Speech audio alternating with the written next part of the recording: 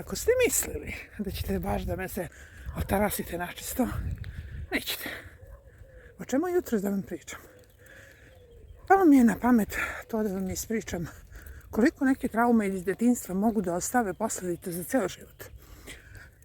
Ja po prirodi imam klempav uši, sada ih ne pokazujem zato što ste to vidjeli verovatno do sad milion puta, klempave i velike.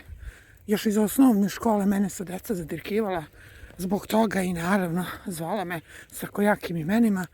I to je neka posljedica koja je trajala kod mene do pre nekih, da kažem, 7-8 godina. Znači ja sam non stop nosila dugačku kosu, non stop prekrivala uši, nikad nisam imala kratke frizure, a toliko sam želela da imam kratke. Sad kad bi možda mogla, sad mi je lakše, vežem kosu ovako, nemam vrućinu, lakše mi je za održavanje, sve ovo inače moj ručni rad. Tako da vodite računa kad vam se deca požale da ih zadirkuju, pričajte sa njima. Zato što je to, pričajte sa njima, objašnjavajte im, jer to je nešto što može da ostavi posljedice, znači te traume za ceo život. Eto, verujte, znači pričam vam iz prve ruke. Iz prve ruke kao neko ko je to preživeo.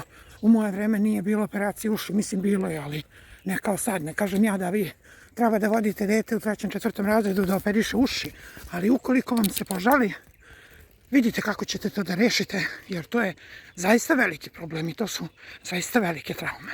Verujte mi.